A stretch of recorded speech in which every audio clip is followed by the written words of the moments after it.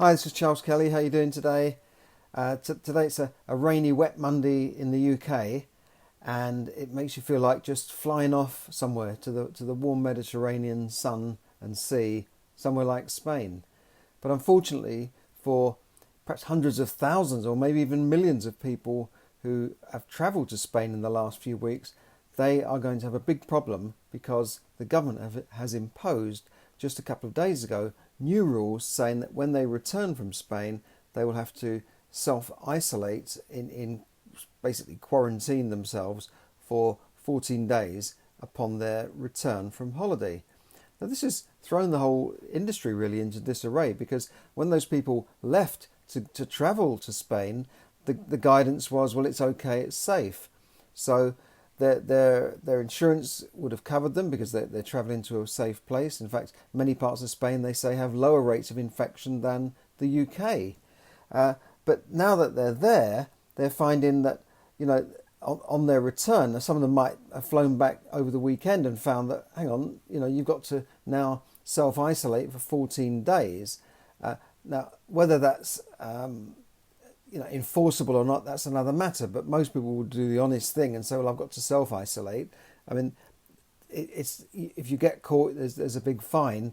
Although only one person in the UK has been fined for this, it must be the unluckiest person in the UK. I think someone probably dobbed them in and said they've been abroad. I don't know what happened, but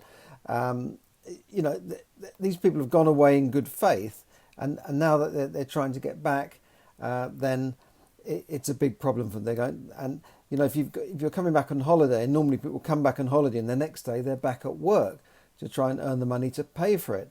And that's going to be a problem for people. They'll have to then say to their employer, well, I can't come in, or if they're running a business, maybe they can't go and run their business. And it's a major thing.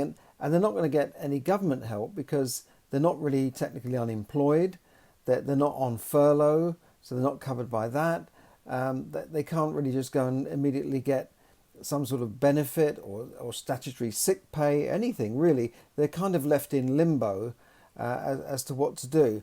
I expect most people will obey the rules. I think a lot of people are just going to ignore it personally. That's what I think might happen. But that's where, and today the UK updated advice against all non-essential travel to mainland Spain now, and the Balearic Islands and the Canary Islands following a rise of coronavirus there.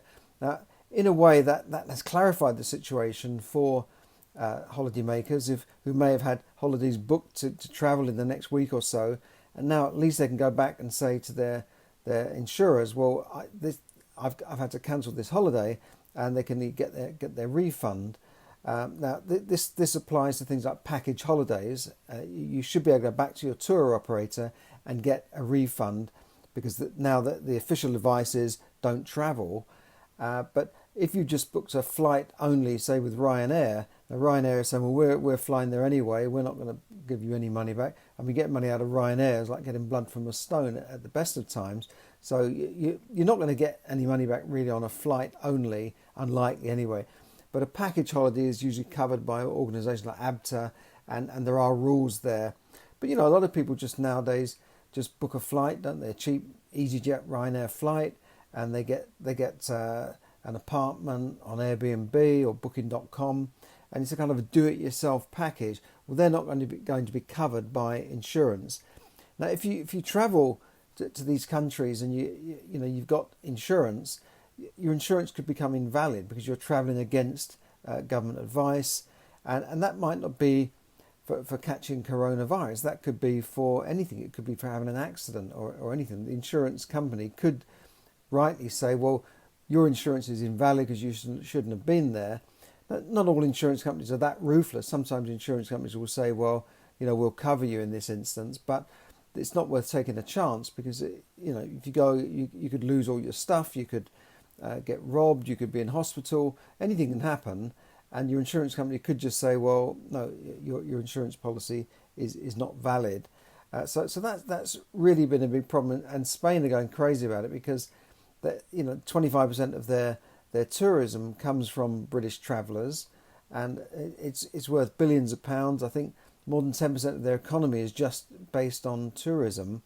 So they're saying, well, hang on a second, the Canary Islands are hardly affected, the Balearic Islands like Ibiza and Mallorca are hardly affected. In fact, there's less infections there than there are in places like London and Leicester, and yet we're closing down, effectively closing down the holiday market for Spain for the summer, because we're virtually into August now. It's like the main holiday period, and we're saying don't go to Spain. So I think the Spanish government are not very happy. Obviously, the government here has a duty to protect its citizens and to not put them at risk. And obviously, if millions of people go to Spain, and it does run into millions of people that travel from the UK to Spain, and if a percentage of those people come back with some sort of virus, then it's going to all kick off here again, isn't it? And then there's going to be problems, leading up to Christmas. So they're trying to nip it in the bud and deal with that.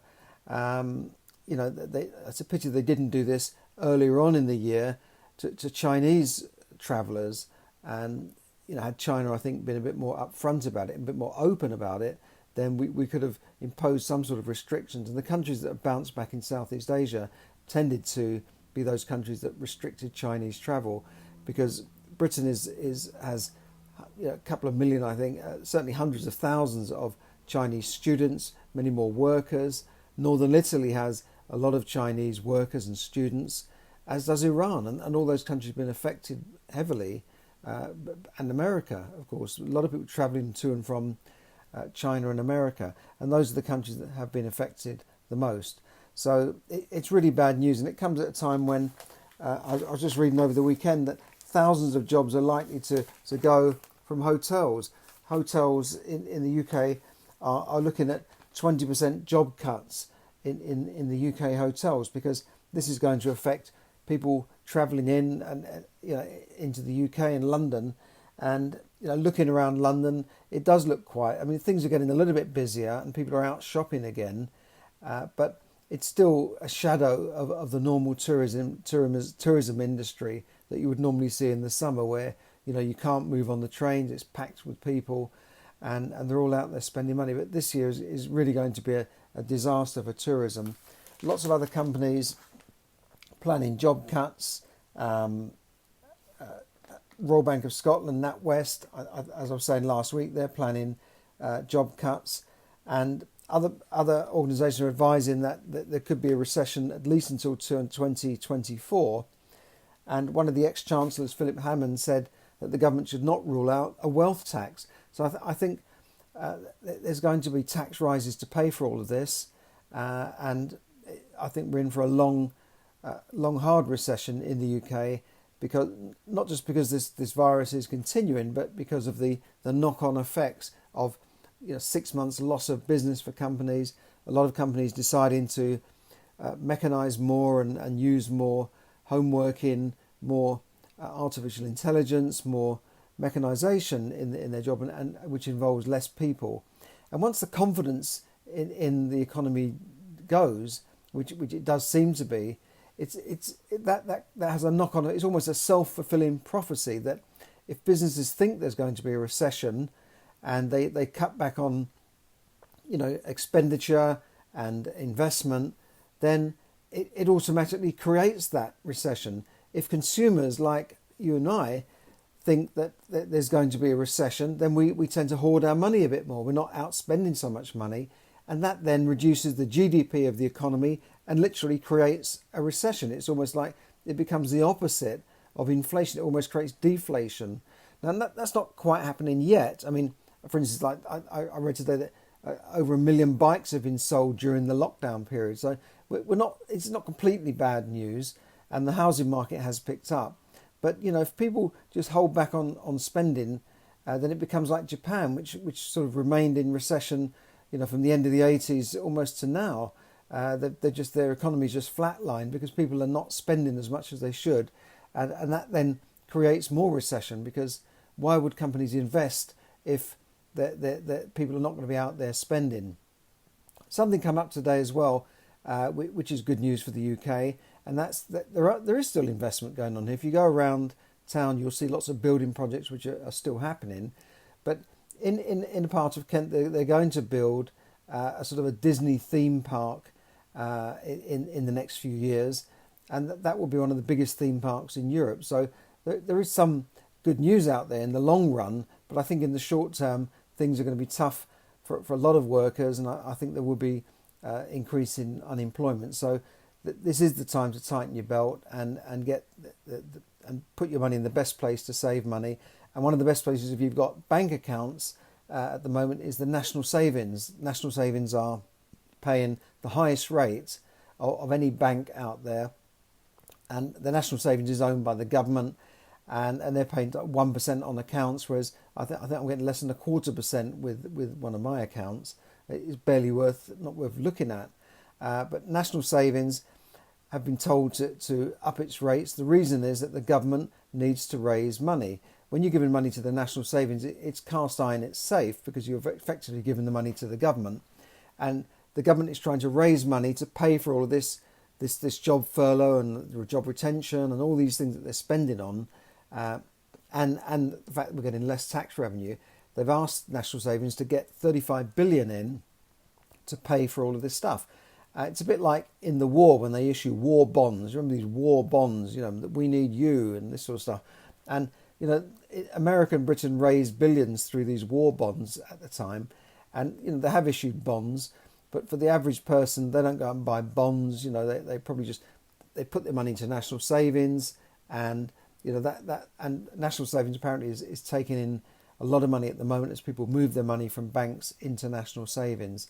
So if you're looking for the best rate, look up national savings, and I think you'll find that that's the best place to put your money at the moment as a savings account. It's not an investment really, it's just somewhere to park your money for the time being if you need to, rather than have it in the bank. And it's less risky than the bank because it's government backed. So if your money is in a bank, you are protected by the government up to £85,000 per account, but it's not completely risk-free as such, because banks are private companies that can go down like any other company. Unlikely, of course, but because the banks were bailed out, of course, in 2008.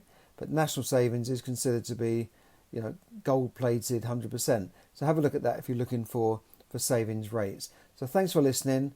Have a good evening. Also, sorry, one more thing. Gold is on the rise because the markets are jittery. Some commentators are expecting that the market is going to take another dip. The stock market, this is, and that's probably why a lot of money is going into gold at the moment. But there you go. So thanks for listening. Have a great evening, and I hope you can get back from your holiday okay, and think things will be okay. Thanks for listening, and bye for now. Thanks for everyone on Facebook Live. Salome, Bunty, June, Shirley, Dagmar, thanks very much. Got people tuning in from all over the place here, even Norway and places like that. So great to see you all, and the Philippines there. Thank you for listening, and good night. Bye for now.